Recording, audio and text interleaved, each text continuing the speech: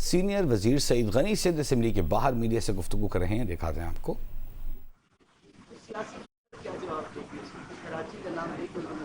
देखें, एक तो जो 144 की आपने बात की, मैं आपको एक चीज़ बता दूं, पाकिस्तान पीपल्स पार्टी इस शहर में कोई भी इवेंट करे, इंडोर हो आउटडोर हो, छोटा हो बड़ा हो, हम सारे कानूनी तकाजे पूरे करते हैं।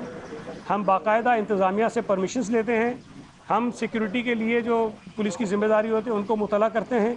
इसमें चूँकि ये CBC का इलाका है तो हमने DHA से भी परमिशन ली है, डिप्टी कमिश्नर से भी परमिशन ली है, बाकी भी जहाँ जहाँ ज़रूरत होती है, जो तकाजे पूरे करने होते हैं हमने सारे किए हैं।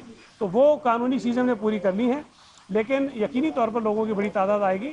और ये देखें, ये कोई ऐसी चीज़ नहीं है कि जिससे किसी के खुदा न खास्ता जान और माल को नुकसान पहुँचने का अंदेशा हो। ये एक कौमी सतह की सेलिब्रेशंस हैं। पीपल्स पार्टी तो मना रही है, लेकिन हम जब लोगों को मदऊ करते हैं तो उसमें सिर्फ कारकुनों को नहीं बुलाते, हम शहरियों को भी कह रहे हैं कि आएँ, ये सबका प्रोग्राम है, सबका इवेंट है, सबकी खुशियाँ हैं, पाकिस्तान की खुशियाँ हैं, सब इसको आकर मनाएं। और कल के इस इज्तिमा में पाकिस्तान पीपल्स पार्टी के झंडे तो आपको ज़रूर नज़र आएंगे, लेकिन पाकिस्तान के झंडे आपको बहुत ज़्यादा नज़र आएंगे। तो ये हम सारी कोशिश करें। बाकी मेरा देखिए, कराची में ये कोई पहला मौका नहीं है। कराची में माजी में भी जो दहशतगर्दी के वाक़यात होते रहे हैं, उसमें अक्सर मौक़ों पर भारत का रोल जो है उसमें होता है कहीं ना कहीं।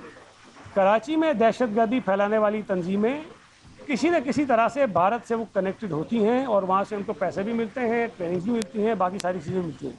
लेकिन मौजूदा हालात में अगर आप पिछले कोई 1-1.5 बरस में देखें, अल्लाह का बड़ा करम है कि पिछले साल सवा साल में कराची में कोई दहशतगर्दी का बड़ा हमला नहीं हुआ।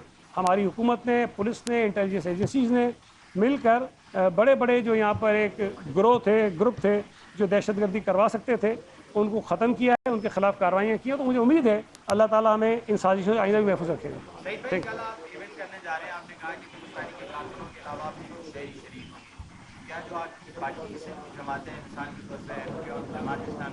उनको आपने दावतनामा भेजा है या कहेंगे कि वो भी आए इसमें शिरकत करेंगे कि ये तो एक कौन सा सतह का प्रोग्राम है?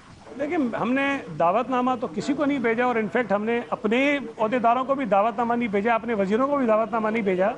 ये तो एक ओपन इवेंट है, इसमें कोई भी आ सकता है।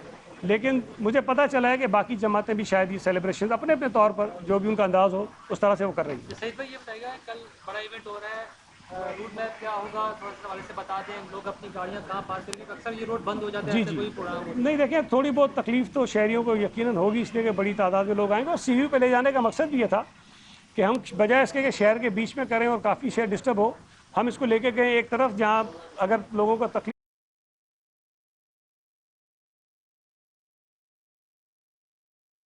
की और 2 सर्विस लेन्स यूज़ किए हैं। तो हमारी कोशिश ये है कि हम उस आधी सड़क को इस्तेमाल करें और आधी सड़क जो है वो ट्रैफिक के लिए चलती रहे। पार्किंग के लिए वहाँ 2 बड़े प्लॉट्स मौजूद हैं, वो हमने मुख्तस किए, पार्किंग्स वहाँ पे हो जाएंगी। और जो आने वाले लोग हैं वो मोस्टली जो ज़्यादा आएंगे वो ख़याबान शमशीर की तरफ से आएंगे या हाइपर स्टार जो शॉपिंग मॉल बड़ा है उसकी तरफ से आएंगे। बहुत कम लोग ऐसे होंगे जो शायद ख़याबान इताद की तरफ से हैं, लेकिन मोस्टली हमारे लोग सामने की तरफ से आएंगे। तो हम अरेंजमेंट तो ठीक कर रहे हैं, लेकिन मैं ये नहीं कह सकता हूँ कि लोगों को तकलीफ नहीं होगी। यकीनी तौर पर अगर हज़ारों की तादाद में गाड़ियाँ या अफराद उस तरफ आएंगे तो कहीं ना कहीं थोड़ी तकलीफ लोगों को उठानी पड़ेगी, लेकिन मैं उससे माज़रत भी चाहता हूँ और उसे गुजारिश करूँगा। अहम खबर आपको देंगे। आबनाए हुर्मुज़ और अतराफ में अमरीका और ईरान के दरमियान झड़पें हुई हैं। ईरान, अमरीका दोनों ने एक दूसरे पर जंग बंदी की खिलाफ वर्जी का इल्ज़ाम आयद किया है, ताहम जंग बंदी बरकरार होने का भी दावा कर रहे हैं। ईरान ने अमरीकी बहरी जहाज़ों पर हमले की वीडियो भी जारी कर दी है और इसे अमरीकी हमलों के जवाब में किया जाने वाला दिफाई कार्रवाई करार दिया। दूसरी जानिब अमरीकी सेंटकॉम ने ईरान के जजीरा क़ुस्म और बंदरगाह बंदर अब्बास पर हमले की तस्दीक करते हुए कहा कि अमरीकी फ़ौज ने ईरान के हमले का जवाब दिया है। अमरीकी सदर ट्रंप ने झड़पों के बावजूद जंग बंदी बरकरार रखने का ऐलान किया है। कहा, ईरान के साथ मुस्बत मुज़ाकरात हो रहे हैं। ईरान के साथ अमन मुआहिदा 1 हफ्ते में तय पा सकता है।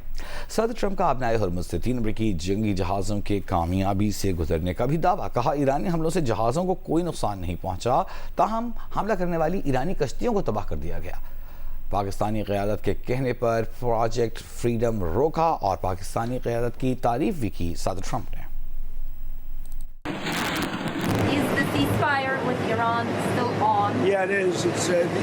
They trifled with us today, and they better sign their agreement fast. The talks are going very well, but they have to understand if it doesn't get signed, they're going to have a lot of pain. They're going to have a lot of pain. They want to sign it. I will tell you, they want to sign it a lot more than I do. Mr. President, why was that suspended? Administration official talking about Because the next phase of the war. really wonderful leadership at place. As you know, Pakistan has been fantastic, and their leaders have been fantastic. The Field Marshal and the Prime Minister, and they asked us not to do it. We'll go back to it if we have to. They asked us not to do it during the negotiation. और दोनों जानिब से एक दूसरे पर तनकीद का सिलसिला भी जारी है। ईरानी नेशनल सिक्योरिटी और फॉरेन पॉलिसी कमीशन के तर्जुमान इब्राहिम रज़ाई का कहना है कि अमेरिका का नाम यूनाइटेड स्टेट ऑफ अमेरिका की बजाय यूनाइटेड स्टेट ऑफ इडियट्स होना चाहिए। वो इडियट्स चंद जंगी जहाज लेकर 2 बार आबनाए हुर्मुज़ से गुजरने निकले, दोबारा कह रहे हैं कि जंगी जहाज़ों के साथ तो क्या पूरी बहरिया के साथ भी अमेरिका आबनाए हुर्मुज़ अबूर करने की सलाहियत नहीं रखता। कहा कि तुम बस एक बिगड़े हुए बच्चे की तरह नजर आओगे, मार खाओगे और वापस लौट जाओगे।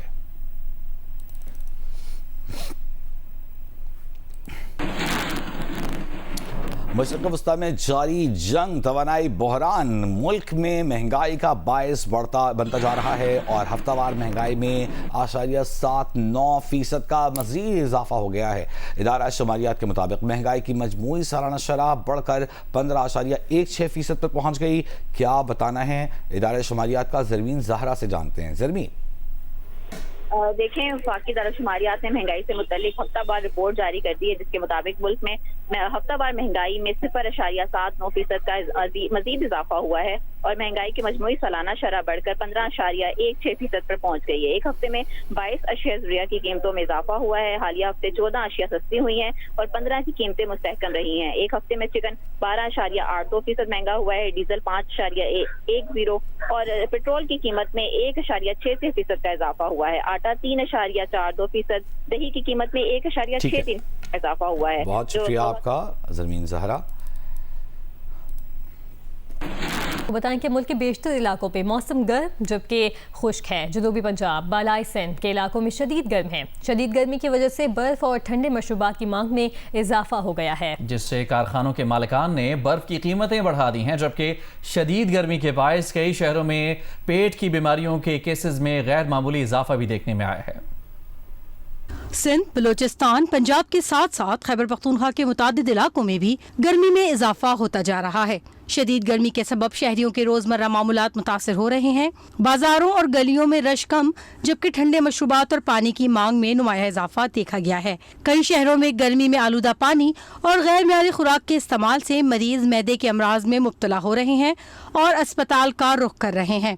महकमा मौसमियात का कहना है कि मुल्क के बेशतर इलाकों में मौसम गर्म और खुश्क, जबकि जनूबी पंजाब, बालाई सिंध, मशरकी और जनूबी बलूचिस्तान के इलाकों में शदीद गर्म रहने की तवक्को है। महकमा मौसमियात के मुताबिक एक कमजोर मगरबी हवाओं का सिलसिला 10 मई शाम से मुल्क के बालाई इलाकों में दाखिल होने का इम्कान है, जो 13 मई तक बरकरार रह सकता है। ये सिस्टम बालाई इलाकों में जारी गर्मी की शिद्दत में कमी का बाइस बनेगा।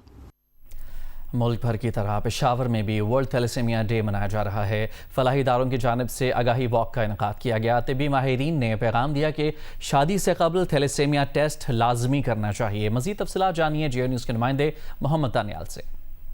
मुल्क भर की तरह पेशावर में भी वर्ल्ड थैलेसीमिया डे मुख्तलिफ इदारों की जानिब से मनाया जा रहा है। इस वक्त एक फलाही इदारे के सामने मैं मौजूद हूँ, जहाँ पर वर्ल्ड थैलेसीमिया डे की मुनासबत से वॉक किया गया। तो डॉक्टर फ़खर जहान साहब हमारे साथ मौजूद है। मकसद हमारा इस डे पे थैलेसीमिया की आगाही को फैलाना है, ताकि लोगों को पता चले कि थैलेसीमिया की जो बीमारी है ये एक ख़तरनाक जीनियाती मौरूसी मर्ज़ है और ये जो है हमें रोकना है। इसका बचाव आसान है। जो 2 थैलेसीमिया कैरियर्स हैं उनकी अगर आपस में शादी ना हो तो थैलेसीमिया मेजर की बीमारी को हम रोक सकते हैं। हमारा पैगाम आज के दिन पे यही है, आप अपना थैलेसीमिया का टेस्ट ज़रूर करें। स्पेशली शादी से पहले थैलेसीमिया का टेस्ट ज़रूर होना चाहिए। आज के दिन ये पैगाम दिया जा रहा है कि खून जो है ऐसे मरीज़ों के लिए अतिया किया जाए जिनको अशद ज़रूरत है। जी